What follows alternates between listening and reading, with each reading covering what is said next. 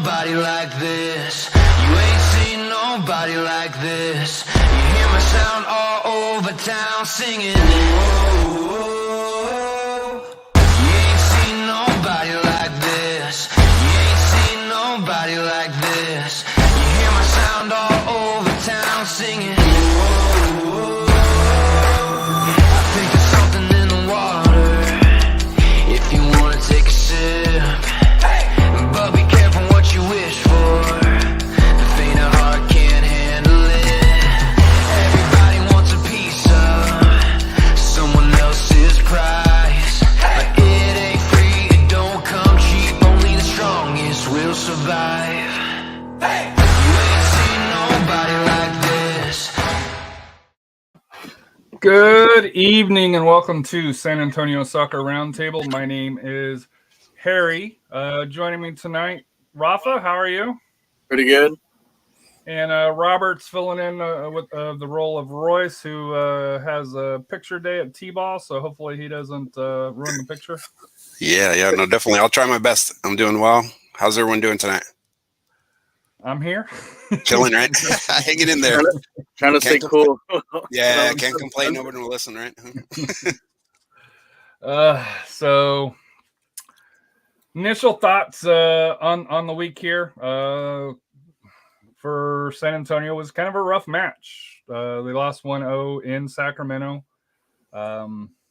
Garcia got 2 yellows, late second yellow. SAFC fans are a little grumbly about it.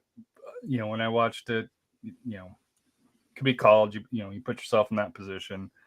I thought it was kind of a hard game to watch. Just to, and I know that online it was, is San Antonio and Sacramento a rivalry? I think it is. I know Royce doesn't, online here, but just your guys' initial thoughts on the San Antonio game, and is San Antonio Sac a rivalry? We'll start with you, Rafa.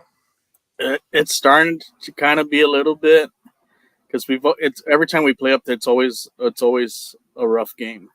You can ask Mitchell Tanner that the last time he was up there, but it's becoming, like I said, it's evolving into a little good rivalry game.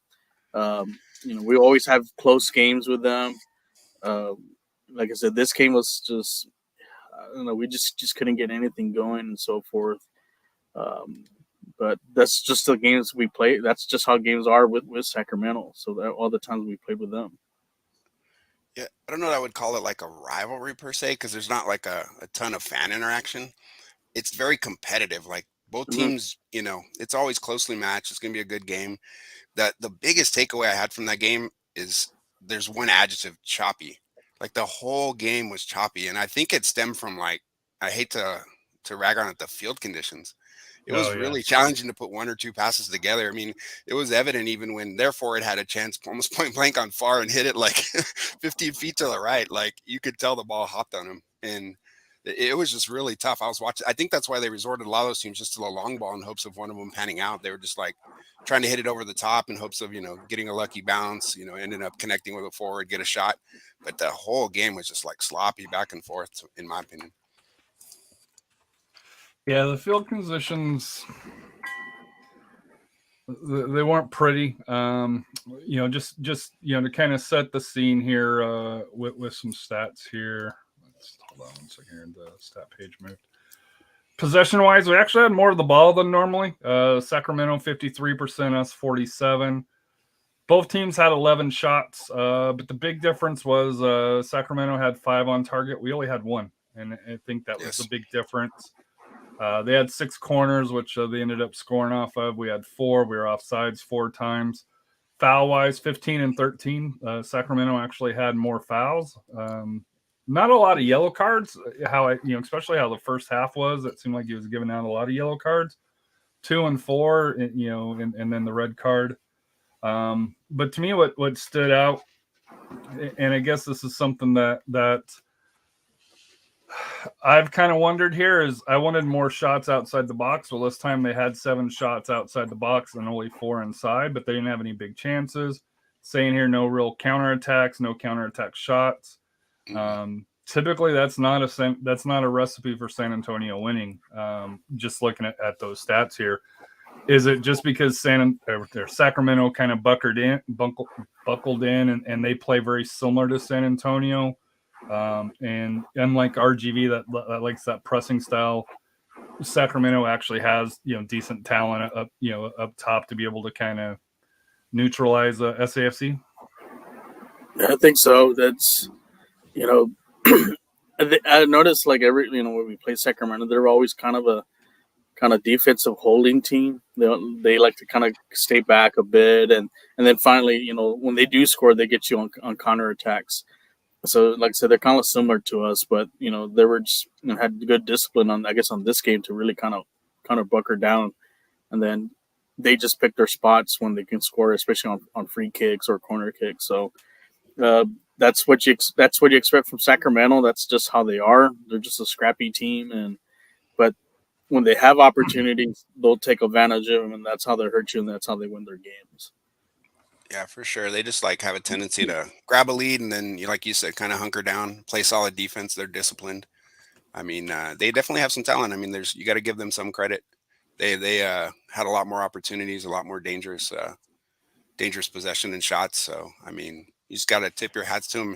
And I don't even know if there's any thought maybe to the fact that, we've been on the road so much traveling. Maybe they're getting a little gassed. I mean, I hate to blame it on that. And maybe that's why they're bringing in additional folks to kind of substitute for the fact that there's some injuries in the thin roster. But I don't know if the roster's thin, but I do think we're kind of getting to that point. And I don't think we'll do what Monterey Bay did, but we're this will be the sixth game in a row on the road. Haven't been home since April 30th. Now I know they've been in and out of town, don't get me wrong, but you have to think all that travel has added up. You add in, yes, they had a week off, but it was a week off due to COVID, along those lines. So, you got to wonder how much they had. So, looking at the highlights here, this is courtesy, obviously, of YouTube USL Championship for it here. So let's hit the play button and see what happens here.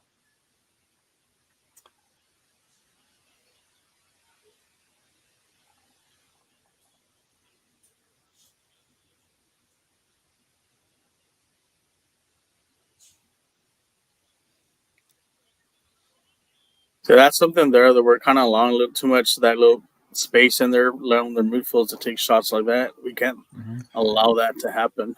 Yeah, but he's been doing that for years. That's Roro. Like he's always had a decent outside game. But for us, you see how kind of PC is just trailing him. He needs to lock in on that to kind of alter that shot. Yeah. Or someone in the defense has to step up, but that allows little through balls into the box. So I think that's one of the areas that really need to fix. So you think PC needs to be more here? Yeah, he needs to be there. You see how Abu's at? So we have three midfielders Abu's way behind. Maloney's we got out here. That's a lot of space there to kind of because it allows. He's got a choice. He can take what he did. He did take the shot, but let's say if Kamari steps up, there's a through ball right there into the box. Yeah. So that's something that our Marcino really kind of needs to look at and fix because I know we've been allowing a lot of that in the last few games, and we need to correct that. And you can see Kamari's kind of stuck in no man's land because you're right. If he steps up, he just Rodrigo Lopez goes with the nice easy and then pass you see on the backside too. If he steps up, he sends that little through ball. The defender behind next to Kamari, which I don't know that's Garcia, he's going to follow him. That's going to lead the other guy right behind him to maybe slip the ball back, another back pass, and there's your goal. But we're able to we're lucky he just took that shot from the outside.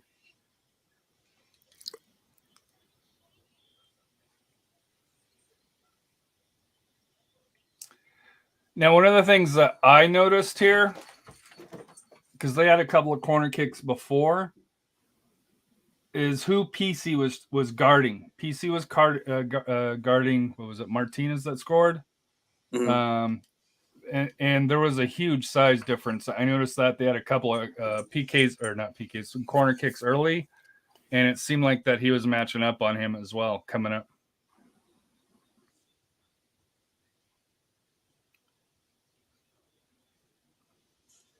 See, that ball was a little bit higher. It's in.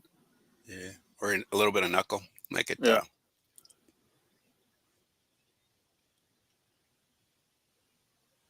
So that was 15. Douglas. And that was a set. That was a set play there from that corner kick. See, although that's 15, which is Torre, I want to say. I think so. Yeah, Torre. So you have Kamira. He's Torre's here. That's PC, and that's just to me the difference on this is the side of Martinez against PC.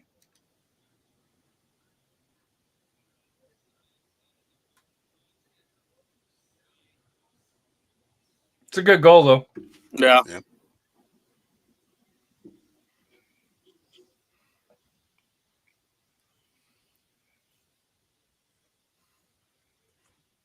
Yeah. Good save by Jordan. Yep.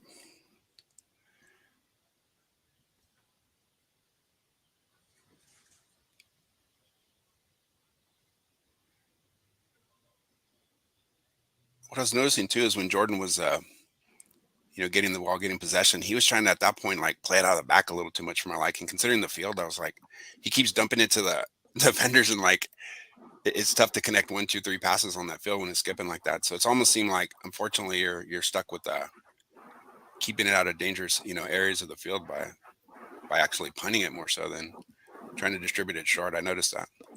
I was getting frustrated a little bit at the end. He kept dumping it off to Kamiri, and I think he even had a turnover at one point that almost led to a goal.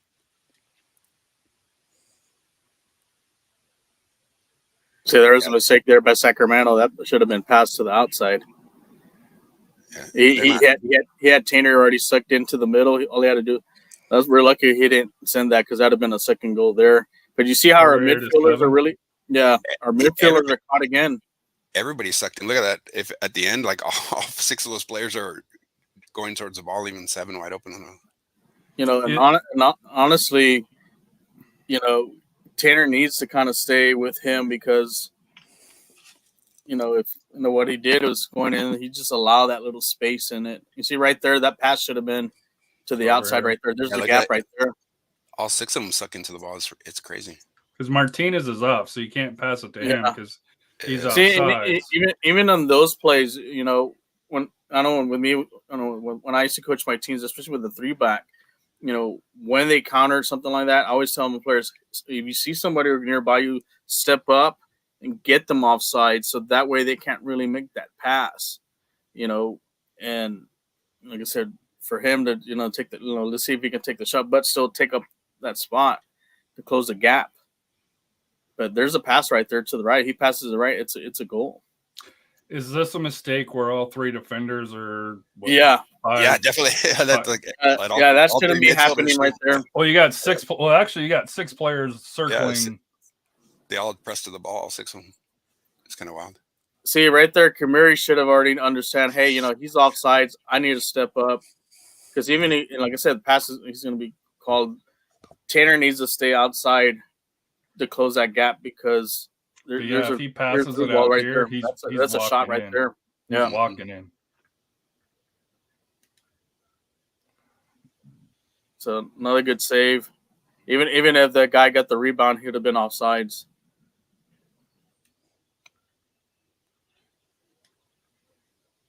And Cuello with a shot here.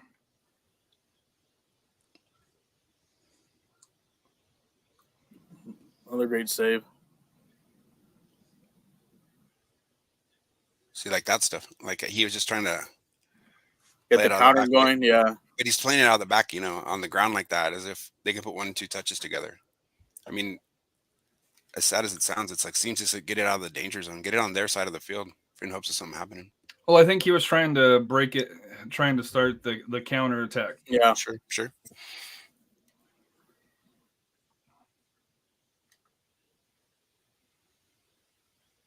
I think this was more like an accumulation thing because that foul was kind of soft, but there was like several rougher plays that he had in the midst of that, so I could see that maybe. But that play in and of itself, Yeah, I don't even think because he that guy, got him, though, right? no, he embellished the hell out of it. That was Yeah, totally that's not even card like. worthy. I I mean, mean, it's a quote unquote dangerous play and maybe an accumulation of the previous events leading to the Kid. final. But the kids are like, "What? What did I kicked him see in the there?" head. He kicked him in the head.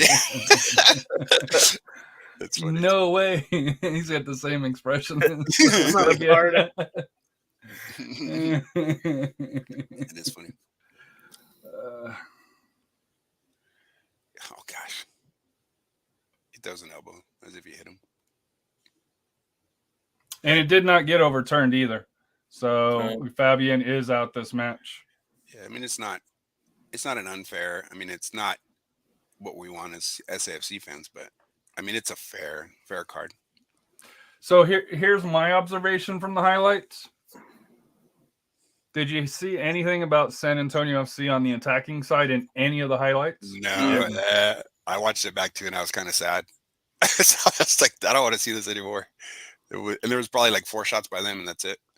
I mean, it was a pretty sad highlight reel for both teams. We just didn't create opportunities, or our central mids didn't create any plays for our forwards to at least get some shots off. And I mean that happens in games, but still, I think the talent we have, we need to have those opportunities for our forwards to blast, at least shoot balls on target. But it just wasn't our night. So with that, we're back to second in the West, tied with Colorado Springs at 27 points. Still haven't played head to head. They did reschedule the Colorado Springs match, which will be, I think, August, September. It's late in the September season. 20th. Late in the year when Colorado Springs comes down and plays Orange County, and then they play us on a Tuesday or Wednesday night for the makeup here. So playoff wise, the teams right now out west, Switchbacks at 27, San Antonio at 27.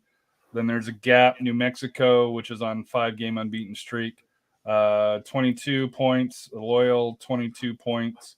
Rising, which there's trouble in the desert possibly, 21 points.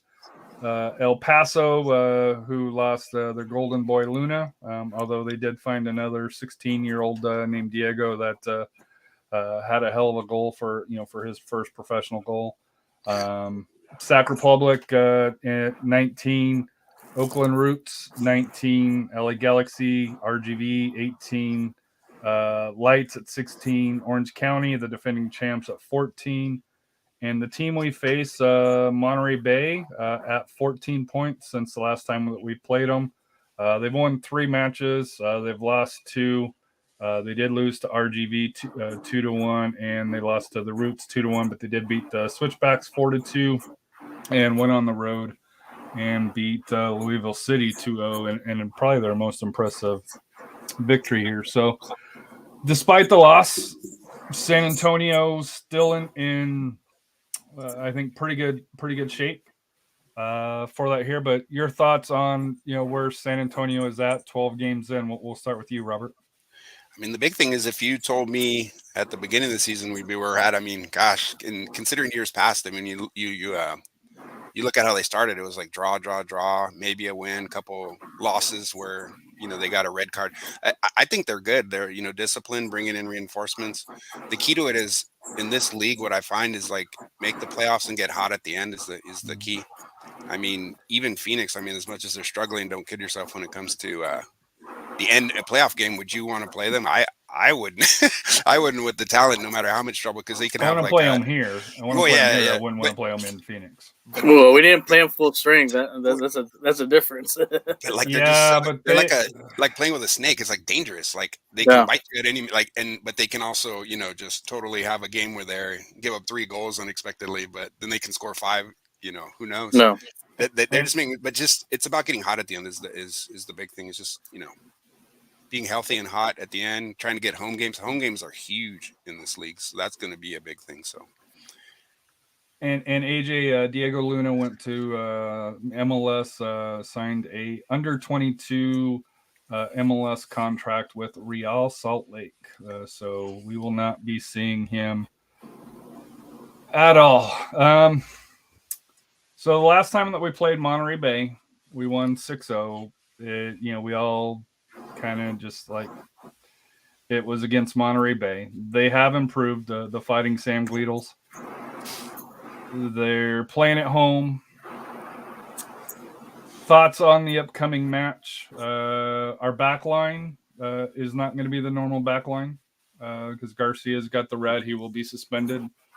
I still contend if you're going to be missing a center back, this is probably the team to do it against. But we'll start with you, Rafa. Your thoughts on the Monterey Bay, which kicks off early, 5 p.m. or something. 5 p.m. our time. Yeah. Yes. Yeah, I think this game, it could be a trap game too. I'm sure they're remember I said that the last time, and you guys laughed me off the show because it was 6-0. Yeah, because they weren't that good at that time. This time's a little bit different. They got a good quality wins, and then I watched their game against Phoenix, and I think they fed off the crowd. Against Phoenix or no, not against Colorado. Against Colorado Springs, right? Yeah, Colorado Springs. So they've kind of fed off that, and that's something where maybe San Antonio FC needs to go in. Is if we can go in early, get a lead early on, go up 2 goals, 3 goals. That crowd won't get into it. And that's something what we need to take advantage is use their inexperience against them, and that's something that Colorado didn't do. They made a lot of defensive mistakes, which Monterey pounded on them, and they made them pay. Like I said, they got a good, comfortable lead, even though Colorado kind of tried to storm back. We can't be in that situation. So for this game, we got to get a lead. We got to use our experience, our talent, and put this game away and get 3 points and get ready for the next big one the following Saturday against Colorado Springs in a home match, Pride Night on the 18th. Robert, your thoughts on Monterey Bay and how San Antonio should attack them? Yeah, it makes me nervous. Kind of like Rafa saying, the big thing with a team like that who's riding the emotion is get on them early, and then nothing cheap. Be disciplined. Don't give them a cheap red card. Don't give them silly turnovers. Don't try to do too much. Keep it simple. Like I said, keep the crowd out of it. Score first and then play solid defense. I mean, they want to probably beat us worse than anything because they're finally hosting a ton of home games. They're getting momentum. So, like I said, take them out early. That's the big thing. And play discipline. Just good solid defense. No mistakes. And the back line, though, that's a good question as to who's going to sub in for Garcia. I mean, if Manley's healthy, I thought that would be the next best option. But I don't know what his status is looking like. According to the injury report that was released by SAFC, he's still questionable. So I still doubt that he is. The other reason why, not that we get a lot of training video, but you haven't seen really any pictures of him in a while along those lines. Rafa, who's your pick for it? For defender, well, so our new defender that we signed a few weeks ago from Seattle, Jordan. Yeah, Jordan. Yeah, so he's the obvious choice. I mean, he's experienced. So he's the only one we have. Not obvious. Yeah. He's the only one. Yeah, but Mbiale or whatever his name is. I mean, he played quite a bit as a sub, maybe as a wing, and then put. You could also put PC back there too. I mean, he's PC too. Yeah. You maybe go to a 4-back. You can go to a 4-back. Well, I know with that stadium because it's windy, and I noticed on that game it was very windy. They couldn't. Colorado was kind of struggling to really kind of get those balls out, and like I mentioned, we got to have real discipline in the back as far as passing wise and keeping everything on the ground and starting moving up forward. And I know we're not like the quote unquote possession team, but for this game, you're gonna kind of have to do that a little bit. To, like when Robert says, to kind of minimize their opportunities and not give cheap goals. So I think he's probably the obvious choice. Just play if you're still gonna continue with a 3-back, but I don't think we'll miss a beat because we still have Kamiri, we still have Tainer. And it's quality experience there. Plus, we still have Abu Boo can slide in there in the central area. That's our holding mid. So I think we should be fine in the back. So if you went with 4 in the back, would you go with? Let me see if I can get back to that page here.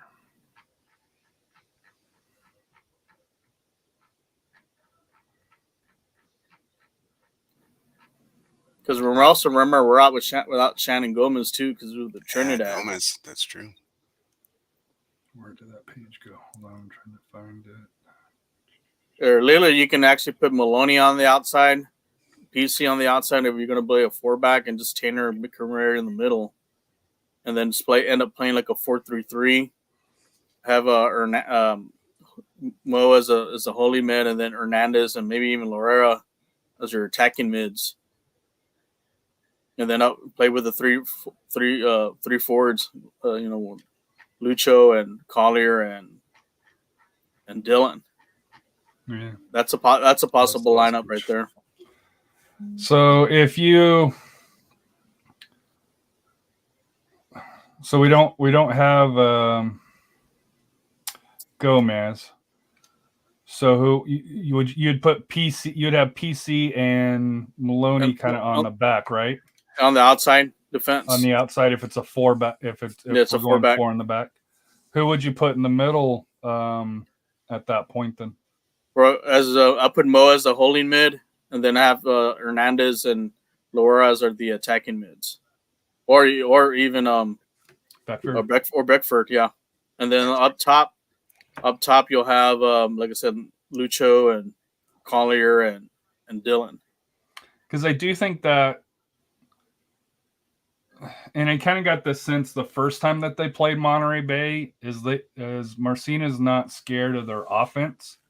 So you could see him coming out with a more attacking style of a lineup compared to other matches where like El Paso, he's going more defensive along this. But I think with Monterey Bay, that was the thing that struck me when we played them the first time.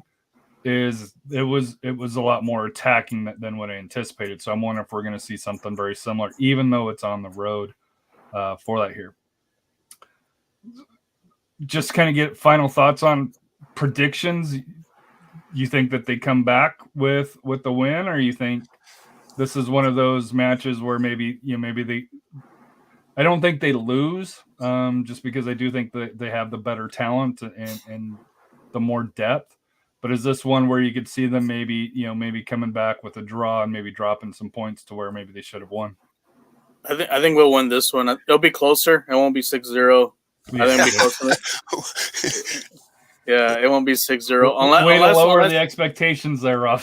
unless here's the thing. Unless we catch them early on and we exploit their inexperience in the back.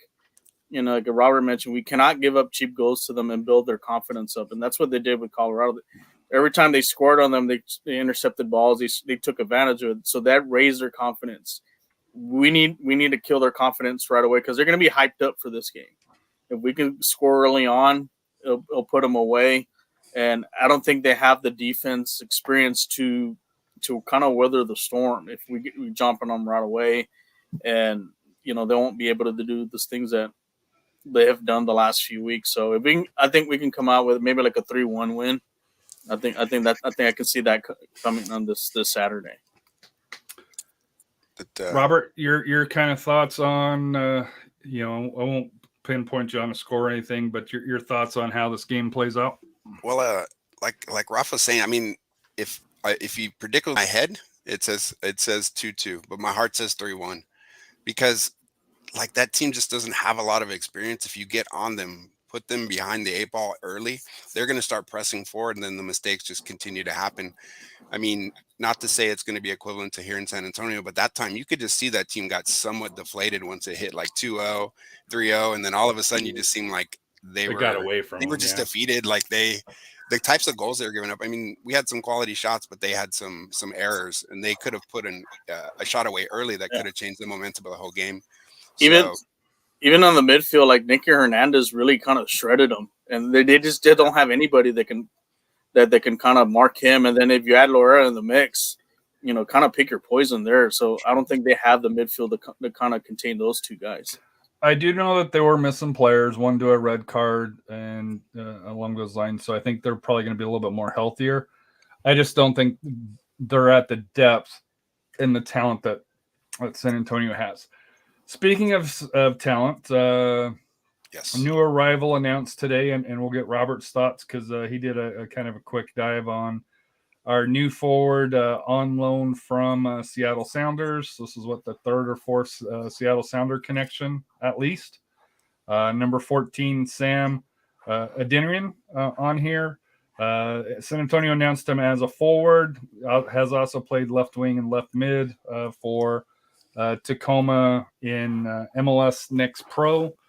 Looking at this guy here, he's put up some goals. I don't have it here with. Hold on, let me switch it back here. Where did I have that here? Da-da-da. He has a total of.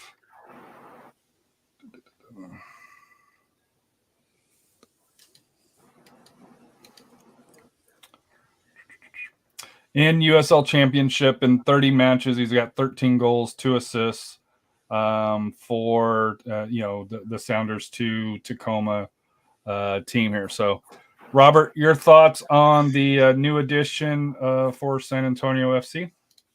I was just super impressed with his ability to finish. That was the number one thing that kind of stood out. And it seemed like it was more than just, goals where he's being fed the opportunity. He's actually showing some skill, like finesse. And there's one shot from the outside in that game, that initial one, that power and the precision. That's the kind of long shots you were talking about that the team, could use to put pressure on the goalie even from the outside versus, having to work it in so close. And his size, like we were when we were looking at the videos, when you see other people next to him, I mean, he's just like not just truly he's 6'5", but he's 6'5" and built. Yeah, like Collier is a little bit, he's tall, but he's skinny. This guy actually has a frame and some physique. So he was Player of the Week versus OC, and they still had the clip on YouTube, by USL Championship. So let's take a look at it here. So the turnover. I think this is the shot that you were talking about, right, Robert? Oh yeah, yes sir. Yeah, that's the one. I mean, that power from the outside, that's kind of one thing that I think we're missing. I mean, if you watch our games, the majority of them are like plays that kind of get into the box. It's neat to be able to make them stay honest with shots of that nature. Like that's a left-footed shot too, right? That was a left-footed shot, I believe.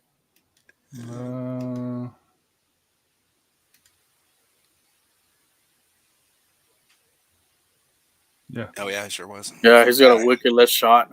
I mean, that's going to put additional pressure on a team. Like if they have to honor the fact that someone can shoot with that ability from the outside, that'll just push those defenders that much further up.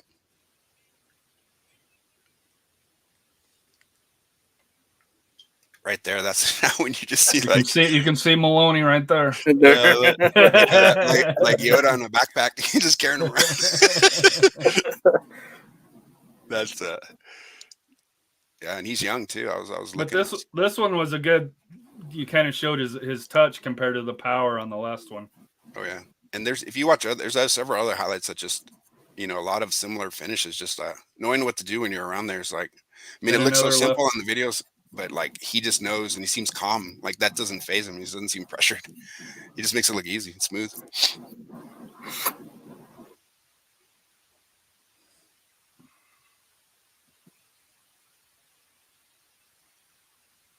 Another left-footed shot there. Great placement. All of them were left-footed. Even the one that with the touch. Yeah, I'm excited. I mean, it could add some extra punch to the offense. So, and like anyone knows, I mean, we can always use additional goals because if we can get one or two, I mean, it becomes a whole nother game. When we're trailing, that's when it kind of seems like the wheels start to come off at times. But if we get some leads, I mean, that's not where you want to be if you're the other team. Your thoughts outside of the size, not only height-wise, but just built-wise, Rafa? Yeah, I know that was something when we were kind of having the discussions here that you were very impressed with.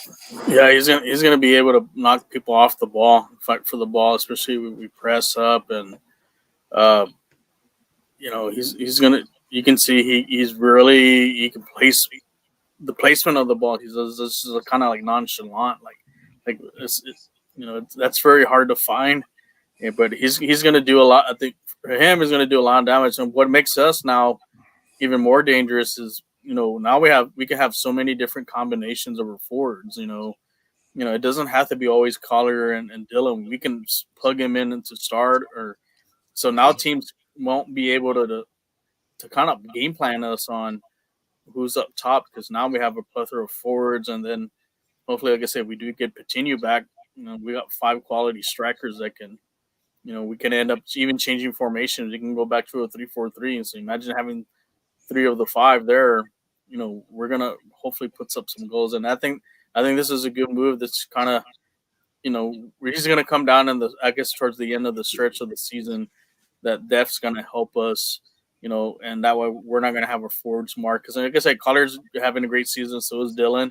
Sooner or later, like I said, they're going to try to market him. But hey, we plug him in, to see what you can do to kind of stop him. So it's a good pickup for us.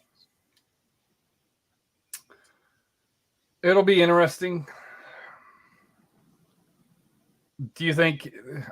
I don't think he starts this week, but do you think he pushes for starting position, being on loan from Seattle? That might depend on the Tuesday game. Yeah, or what the agreement is, because there's certain agreements sometimes when they agree to loan these people, you have to start them or play them X amount of minutes. I think that's what led to even them pulling Perusa back, is that we weren't even playing him. So, or even what's his name when he came, the goalie from Minnesota, Sinclair. All of a sudden Sinclair got pulled out because of injuries. But you noticed like Cardino was starting, and then all of a sudden Sinclair came and he's a starter instantly, and he had a pretty subpar preseason game. He gave up a horrible. He passed it right to the other, and yet he still automatically started. I mean, everyone. He got better on the wall. Yeah, he did well when he played, but that preseason when I saw that first, I was like, oh. But St. Clair has a higher ceiling and along those lines is, nothing against Matt, but sure.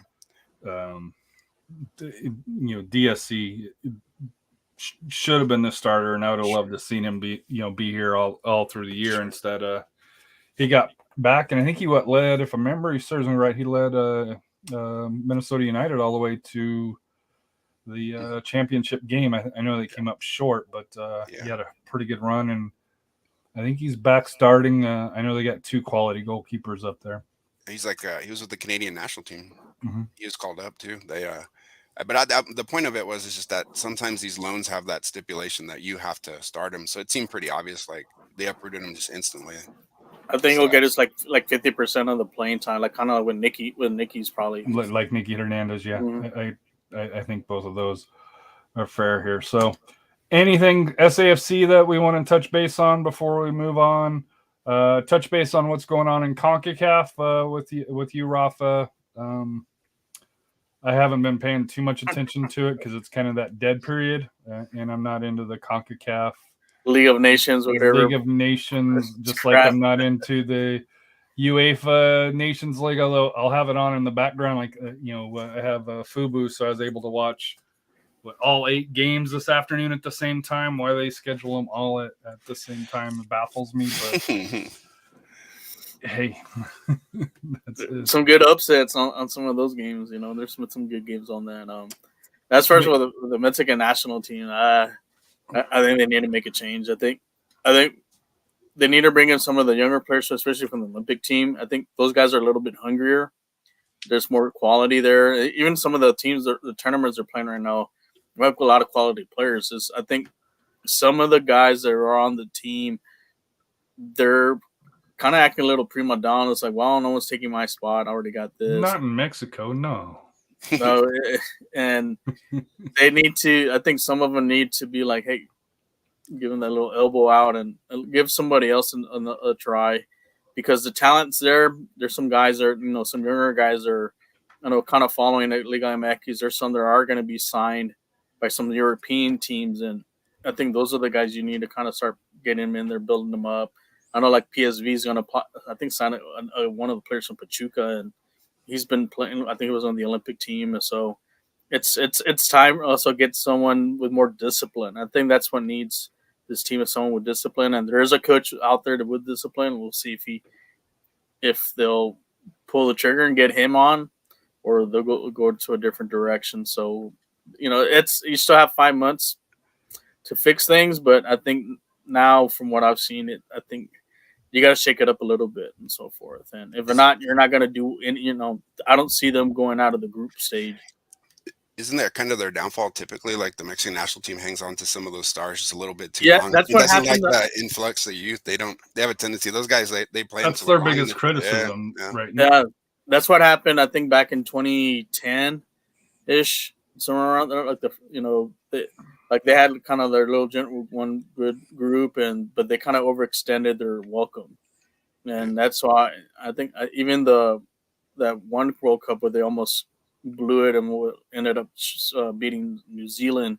It took a coaching change and then bringing young players. The majority were actually from Club America that got them, and they kind of saved the season for them. And those guys ended up kind of becoming that team, what it is. But it's a change. It's time for it. I think everything goes in cycles.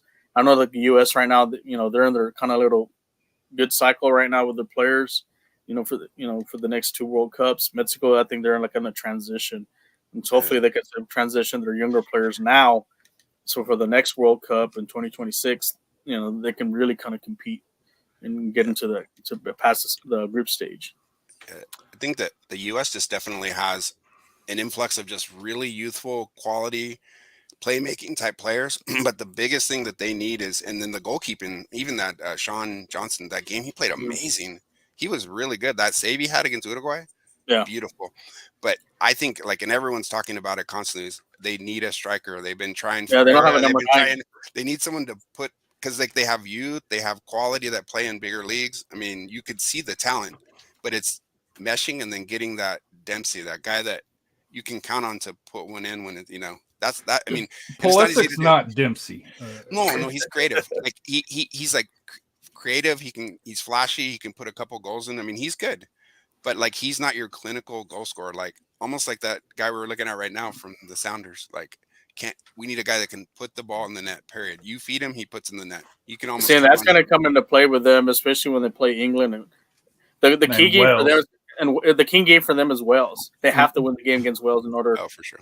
For that, but if they don't have anybody to think. Put the ball, but England, in the World Cup, doesn't scare me as much as people. But you know what? England's got they have on-jab Harry Kane that does put balls in the net. I mean, they have names, but then the production is on the world scene. I mean, other than the last Euro when they did pretty well, they've been traditionally the biggest chokers. I don't say chokers, but disappointments or they have all the talent, but it just doesn't translate to Here's the problem with England, and the United States has it as well, but I think England, it's even more intensified. Southgate is not a winning manager in my opinion. I think the talent that he has is top notch. Obviously, we watch them, NBC, Premier League, they're all over. But when it comes to the manager and since I've started following Accrington Stanley, since I've started following Newcastle United, the biggest complaint, isn't the players, it's the coaching. And that's kind of very similar here stateside with Berhalter is, can he get the job done? And I think for United States, especially for World Cup, if Gio Reyna is healthy, to me that makes a huge difference. If he's not healthy, then I think they struggle to get out of the group. But for Mexico here, June 11th, they play Suriname. Suriname, that's in Mexico. I'm not sure where they're playing, but it's in Mexico. And then Tuesday they play Jamaica. Your thoughts on? They got to get 6 points, or if they don't get 6 points, should get 6 points. They don't get 6 points, is there a change? I think so. I think even some of the rumblings from some of the the ESPN Deportes guys and even the Univision guys, if he doesn't, the Jamaica one's an away match, which is a tougher. Yeah, I mean, if you come out with match. a tie, okay, but you cannot lose the Suriname. That one you got to score at least 5 goals on that. I mean, they're just not that United good, States. This is for you. United States gets Grenada up in Austin at Q2 Stadium. That's a 3. I won't lie to you, tickets were still on sale, and depending on it's Grenada. I'm like, if it wasn't the traffic, I would probably take AJ to go, just for the fact that taking him to a U.S. men's national team game would be an awesome experience, for him. But then they have to travel to El Salvador on Tuesday. So, Robert, your thoughts on the United States, and how many, obviously, there's not going to be any replacing of the coach, but your thoughts on the expectation for this window of the Nations League. I mean, honestly, with the position we sit in now and with the influx of talent and youth, I mean, anything less than 6 is a disappointment. I mean, Grenada is, that one right there should be, pretty much pretty convincing. I don't want to say like a doormat or a cupcake, because as soon as you say that, you jinx yourself. But I mean, they don't seem to pose any type of threat. El Salvador might be the tough one. I was gonna say, anytime you play one of those countries in their home, it's especially when their pitch is bad. It could be a horrible field. It could be a monsoon. Did you see that game with Trinidad? I was watching Shannon Gomez. It was literally like the lights go out and they're still partying in there, and then all of a sudden the game comes back on. It's like a monsoon. I'm like, who wants to play there? And like, that is nuts. They're probably playing till midnight because of the delay. Everyone was drenched and they were just over it. It was like, but like that, you never know. Like, even the time when the U.S. lost to, I think it was Trinidad for that last game, you saw that field. If you thought Sacramento's field was bad, and then the crowd is like almost, it seems like on a borderline a riot every game. Like they're literally are like almost like, okay, I want to win or lose, I just want to leave. It's always tough to play like in El Salvador or even Panama. Those away games are really tough, because even for Mexico, right? Yeah, even for Mexico too. It's always tough for playing down there, because they that's kind of like their Super Bowl. It brings out the crowds and stuff. It's like they hype them up. Open up at noon. They open up the stadium like at noon, so you can go party from noon all the way till the game starts at 7. So those guys are lathered up by the time the game starts. It's like, they mean business. It's pretty crazy. Like, they take the whole day off. You can tell. But yeah, it's neat. So, looking at lower leagues here, unfortunately, life's been crazy for me, so I haven't gone out as much as I want. Been following it from a distance here. And for UWS, Athenians did lose to Luxoria FC, did draw Austin Elite, but they did beat San Antonio Runners 5-0 in, was it the Riverwalk rivalry this past Saturday here, and then I believe they face on the 17th, I want to say. Yeah, 17th, Friday the 17th will be the rematch. Although Sunday, June 12th, the Athenians host Central Texas Hornets as well. That's played 2 matches.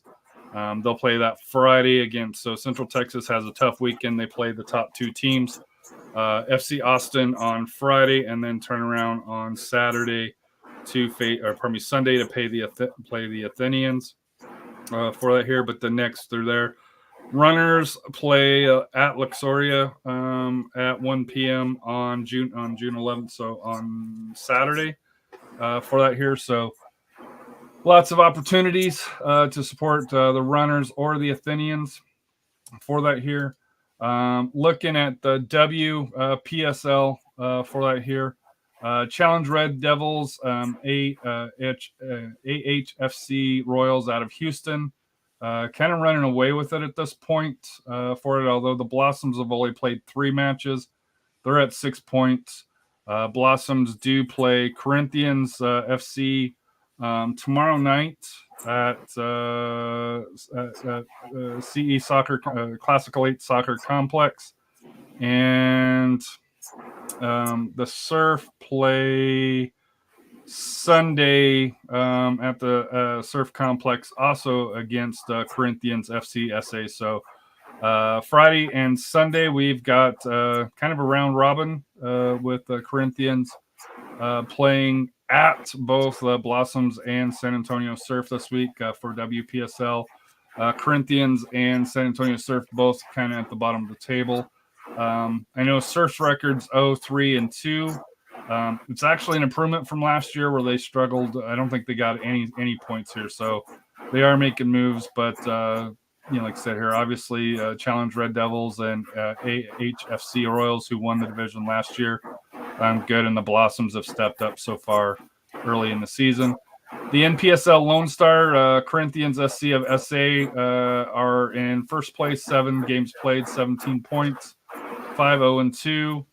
Laredo Heat, FC Brownsville, Denton Diablo, although Denton, who are the reigning NPSL champions, only played 5 matches for that here. So on that one there for NPSL, I haven't caught a lot of the matches just because I haven't seen them advertised, unfortunately. Yeah. So that's kind of the bad thing with NPSL is for that here. But let me see if I can see Lone Star. Let's see here. Coming up this weekend, Corinthians host Austin United at 7:30 at San Antonio Christian School. And then on Wednesday, they host FC Brownsville through there. And then let's see here. I was just trying to see when Denton comes to town, or maybe they already have, and I missed it here. Actually, they already came to town on the 28th, and the Corinthians beat them 3-2. So it's a big win for them. That's a big win. Denton's a good team. Laredo Heat is a good team. The others, Fort Worth Vaqueros, always strong, or in the Open Cup, although struggling this year here. But Rafa, anything that kind of stands out? I know you've been busy with work. I've been busy with work, and I haven't been able to get out to see as much as I'd like here. Any thoughts on where the teams are? It's just a good showing by Corinthians. That's a tough conference there, especially with Denton being the champs and so forth. So great start for Corinthians. Hopefully they can get 2 more win, another quality win this coming week, and hopefully they can break through and win the championship. That would be, like I said here, Corinthians, like I said here, are looking strong. Like I said, Laredo and Denton are very, very tough outs for that here. So final thoughts, guys, so we can get in under 60. We'll start with you, Robert. Thank you for coming on and filling in for Royce, like I said here. We will be coming together again Sunday morning. Royce, we'll be back at that point, but yeah, just to speak to, final thoughts, like lower league soccer, go out and support. We went to an Athenians game with my kids and they absolutely loved it. It's super family friendly. You can take your chairs, just hang out, and they can run around. There's several fields. It's fun. It was fun. It was one of my first experiences there, and we really enjoyed it. And then maybe, like you said, if someone can get the message maybe to advertise and then not schedule the games at the same time when SAFC is playing. I've seen that sometimes too. It's like the Athenians have done that. None of their games go up against SAFC this year, and that's super helpful. To make it to where you have the opportunity to go to both. Then, like I said, it's a good time. We enjoyed it. We loved it. We had fun. My daughter keeps bugging me to go back, so yeah, I go out there and support. And the Corinthians too. I'd like a chance to go. Go check out some of those games too. If they put up some good times, dates once again that don't overlap other events. So there is one late addition that I want to add to this. Rafa, you're kind of this guy here. So this is from John with USL Tactics. He absolutely loves Samuel coming through here. Goals above replacement, 96%. I see a lot of green, which is typically good. Yes. So I'm assuming this probably makes it a little bit better. He's hard to foul. Look at that. He's so big. Hard to follow him, yeah. You can't knock him down. I guess we ain't getting penalty kicks unless it's diving or something. I mean, if he gets fouled, it's probably serious. The passing maybe, but when you're that big and you got a good shot, you really don't have to pass. You're the guy that shoots. You're not the guy that's assisting. Like, he's the finisher. Yeah. Like, hopefully that's the case. Like, he's the guy putting in the net. Yeah, the 89% goal score. That's what about crosses complete? Is that something that we've been missing? I think so. I mean, well, with all that height we have, we should be crossing the ball a lot, just to head them in. I mean, unless they're not good at heading the ball. But yeah, our height is misleading though. If you look at Collier, you assume he's like a guy that you want to feed the ball. He's going to head it in. No, he's more of a finesse, like Trinkle Toast type player. Even Dylan's like a holding, but I mean, you don't see him as a clinical finisher in that regard, like to cross it in, and he's more of a possession forward. So, and I didn't see even on that guy's highlight tape any type of headers too. All of it was like shots or like chips or breakaways. It was actually shocking to see. I assumed a lot of them, because of his size, would automatically you'd see some of that aerial. No, I guess we don't have another little Sergio Ramos type of header guy. Yeah, someone that you just feed it to, like the classic German forwards. Like every single one of them, it's like they live off that stuff. Like Oliver Bierhoff back in the day. There's tons of them, man, that just clinical finishers, like for headers. You cross it. But we'll see. Yeah, hopefully we're not the team. Like, I don't think we lead the league in crosses. I think it was like Detroit or some of those other teams who constantly are feeding in that way. Your final thought there, Rafa? Just looking, like I said, final thought. Looking forward for Saturday's game. Hopefully we do get the 3 points, and then next Tuesday we'll have that little international friendly with Atletico San Luis. So you have a chance to go check out the game. It'll be I think it's gonna be a good game. We'll get to see some of the guys, some of the bench guys get some quality time to play this game, and finally we have, like I said, have some home game after almost a month and a half. Please have a home game. Yeah, how long has it been? It feels like forever. April 30th. It's wild. SAFC's been the road warrior, so like I said, it's going to be back to Toyota, and I know it's going to be hot. I'm sure it's going to be over 100 degrees that game. Oh but my gosh, yes. But hey, you can just stay hydrated, not too much. The Pilsner type, but like I said, it should be fun. Should be a fun game. I know last year's game was fun with like when we had Pumas and Gallos Blancos, and who's to say maybe out of this game, those rumors about Liga MX coming here, you never know. This could help. Just hopefully they get to finish the games. Yeah. Now this one they'll finish the game because they're on Querétaro there. Yeah, it's like I get nervous. Those things make me uncomfortable. All of a sudden, be like a riot or something.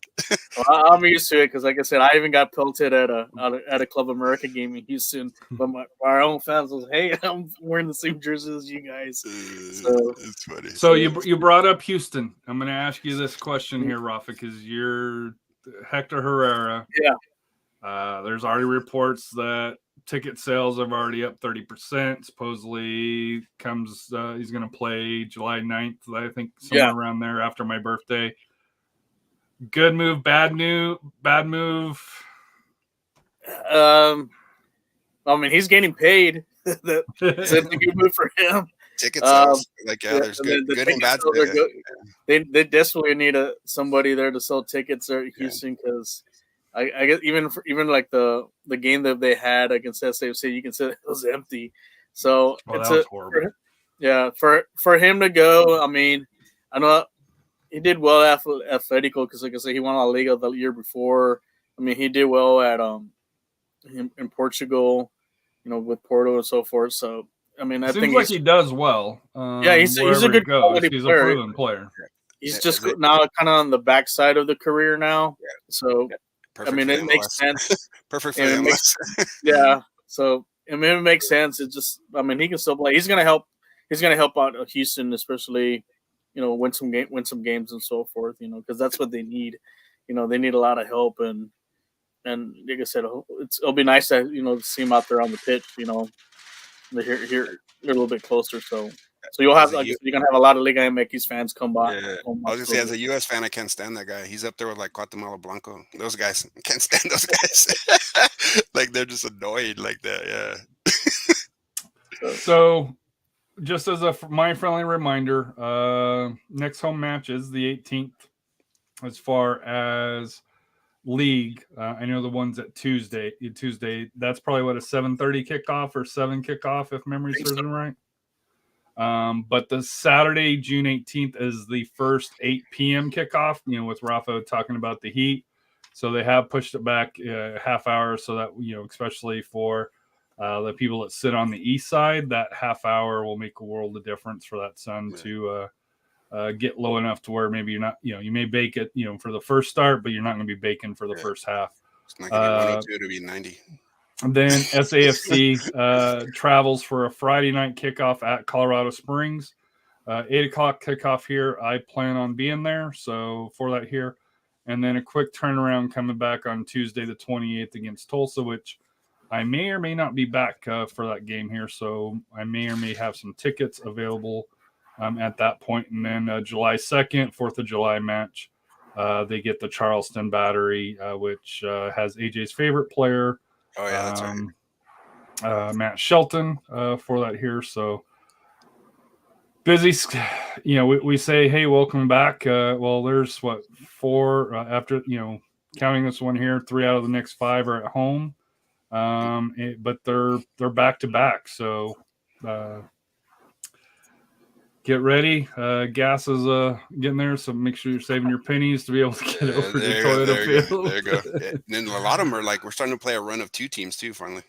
Like all those Atlantas and the Loudons, and it's like, man, I like the easier part of the schedule. I like cupcakes like anyone else. See, and that's where we need to take advantage to kind of start pulling away. Before we get to like around September, when we play some of the big boys. Yes. So Monterey Bay struggling, Oakland Roots and starting to play better, but they're still a lower tier. Switchbacks, obviously first place, quality opponent. Tulsa struggling, although big news out of Tulsa, former SAFC marketing guru and all around great guy Sam Dorr was signed on as president. So I was joking with FC Tulsa fans. Hopefully they can still stay struggling until after that match, and then they can get better. But congratulations to Sam Dorr, well earned. He went from us to Phoenix, did a great job. Went from Phoenix to the Coyotes for the NHL, to the Florida Panthers in NHL, and is now club president for FC Tulsa.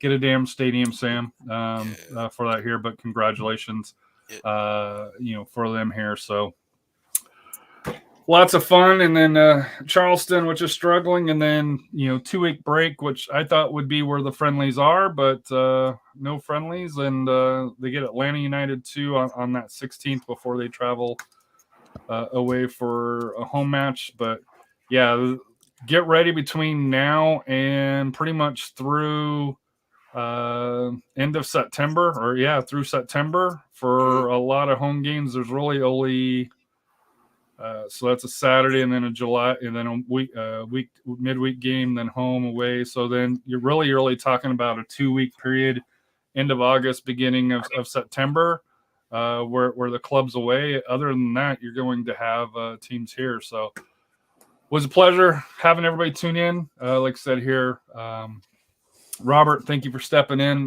for Royce. We'll be looking forward to you on Sunday morning. Rafa, always a pleasure.